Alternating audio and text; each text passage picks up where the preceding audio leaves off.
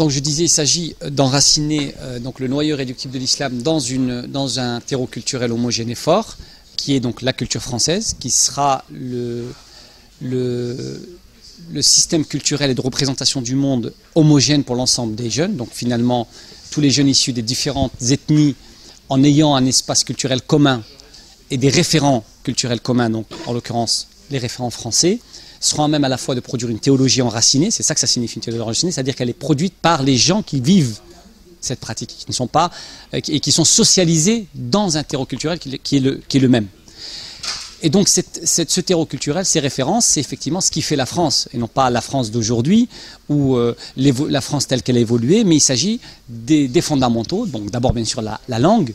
On ne peut pas s'identifier à un pays sans passer par la maîtrise de la langue et ses références littéraires essentielles. Donc il s'agit non pas d'orienter les enfants issus de l'immigration vers des styles littéraires pauvres et réduits, comme on le fait aujourd'hui avec les musiques actuelles, mais il s'agit de les relier à toute la tradition littéraire française qui va les imprégner durant leur enfance, dans lesquels ils vont se socialiser, donc les textes qui vont bercer leur enfance, dans lesquels ils vont se construire leur imaginaire, et c'est comme ça qu'on devient français, à travers donc ces références, d'abord littéraires, une certaine histoire qu'il faut comprendre. Bien entendu, ils n'auront pas la mémoire comme les Français qui étaient là avant, la mémoire des ancêtres, les références historiques, enfin ils n'ont pas la même histoire, puisqu'ils viennent se greffer, mais ils peuvent partager à la fois cet héritage on va dire littéraire.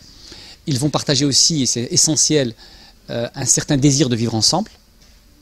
Et ça c'est déterminant, c'est-à-dire que je suis ici, mais je ne suis pas ici pour rappeler ma différence constamment, pour en faire un élément de subversion, mais je partage un héritage culturel commun qui me rend ton semblable, et je peux donc me projeter avec toi dans l'avenir, avec bien sûr un certain nombre de spécificités, notamment ma foi. Donc si cet islam on l'enracine dans ce terreau culturel fort, avec notamment, parce qu'on ne peut pas le faire partout, en zone urbaine c'est plus difficile qu'en zone rurale, ce désir donc, l'héritage littéraire, le désir de vivre ensemble, et aussi une certaine représentation, parce que je donne souvent l'exemple de l'informatique. Il faut qu'on soit tous sous Windows. Après, chacun, bien sûr, peut dessiner l'écran de son ordinateur avec un papier peint différent. Mais le système de représentation, le système de fonctionnement est le même. C'est pour ça que d'ailleurs, tous les théologiens et les intellectuels musulmans qui essayent de travailler sur la présence de l'islam en Europe, etc., produisent des choses intéressantes. Mais on voit qu'ils ne sont pas sous ce fameux Windows. On a notamment un grand philosophe tunisien qui écrit des choses très intéressantes. Il vient de sortir un récent ouvrage l'année dernière. Et il parle justement de dialogue, il parle de capacité de coexistence, etc. Donc il est déjà, il s'intègre déjà dans un extérieur qui n'est pas encore abouti. Alors qu'il s'agit là de partager dès le plus jeune âge un même espace pour pouvoir produire ensuite du sens et de la civilisation. Donc je disais, partager une certaine idée de la France, une certaine histoire, une représentation du monde, des outils d'analyse sociologique, philosophique, etc. Donc ça veut dire apprendre, comprendre et maîtriser les grands auteurs, les intellectuels français, être baigné des références en sciences sociales, etc. Et c'est comme ça qu'on construit un Français, avec bien entendu l'ensemble des pratiques, on va dire gastronomiques, culturelles, folkloriques, etc., qui sont celles du lieu où on vit et qui nous identifient au lieu où on vit. Effectivement, pour quelqu'un qui est issu de l'immigration, par exemple comme moi, qui n'a pas vécu intégralement l'ensemble de ces éléments, on a naturellement, sentimentalement, envie de transmettre à nos enfants ce que nous avons été. Mais ça, ce n'est pas un choix pragmatique, c'est un choix affectif. Et en sachant pertinemment que ce qu'on va transmettre va s'appauvrir. Ça n'a donc, c'est voué à l'échec par définition. Donc voilà ce que j'aurais pu dire pour l'histoire, l'idée d'enraciner l'islam. Mais avant d'enraciner l'islam, il faut pouvoir effectivement savoir si le terreau est de bonne qualité. Malheureusement, le terreau culturel français et la société française aujourd'hui n'est pas, on va dire, le humus le plus riche pour pouvoir accueillir cette graine de l'islam. Alors concernant l'idée du patriotisme, être patriote, c'est le sentiment le mieux partagé au monde. Et c'est le sentiment le mieux partagé au sein même des populations issues de l'immigration par rapport à leur pays d'origine. C'est-à-dire que malgré qu'elles ne vivent pas là-bas, malgré qu'ils n'ont qu'une mémoire d'héritage, un héritage lié à leur pays d'origine, il suffit de voir les matchs de football, etc. Cette idée d'avoir un sentiment charnel, fort avec le pays où on vit et s'identifier à sa symbolique extérieure, ses drapeaux, son hymne, etc.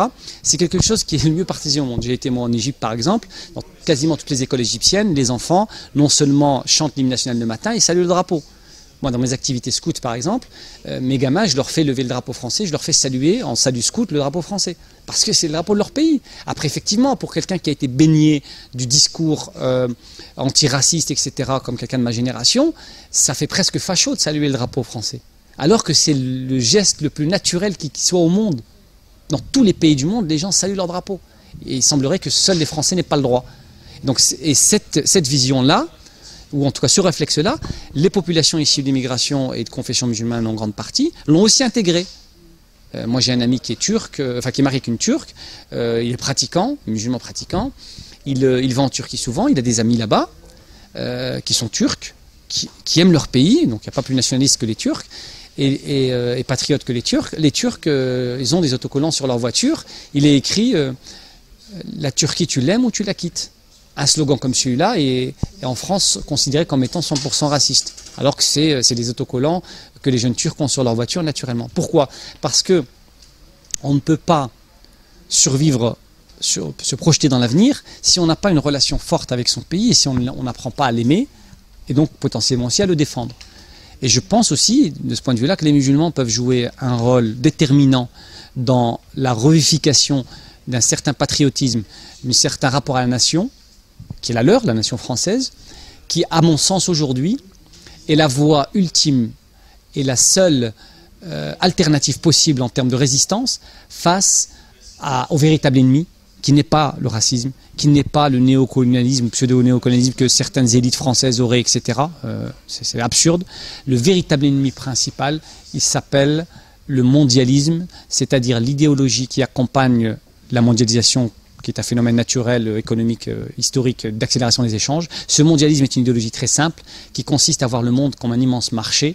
Et comme toute logique marketing, plus on standardise les consommateurs, ou le comportement des consommateurs, mieux on vendra. Donc il s'agit finalement de McDonaldiser le monde. Et aujourd'hui, la seule façon de résister, c'est de sauvegarder les patrimoines culturels locaux, d'une part, et de résister à ce modèle unificateur. Et je pense que les musulmans ont un rôle déterminant, puisque aujourd'hui, ce mondialisme, il s'exprime à travers deux axes, à travers une double démarche.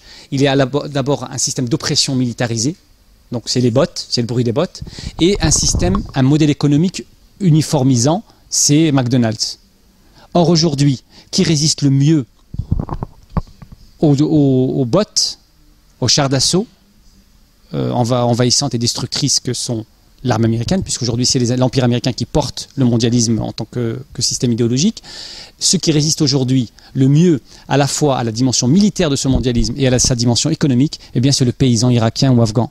Le paysan irakien ou afghan, il est habillé avec son camis traditionnel, il a sa vieille pétoire avec laquelle il résiste contre le M16 américain, donc il est au premier front de la résistance militaire à ce mondialisme armé, et il résiste à l'hamburger à travers sa galette irakienne et ses dattes de bédouins qu'il mange quand il est planqué derrière un rocher en attendant le prochain bombardement.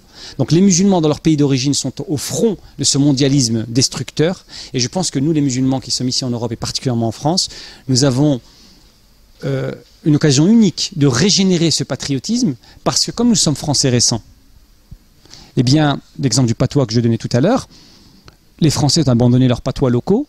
Moi, je sais que, par exemple, chez moi dans le Nord, dans certaines mosquées, des jeunes de ma génération racontent des blagues en patois au sein de la mosquée.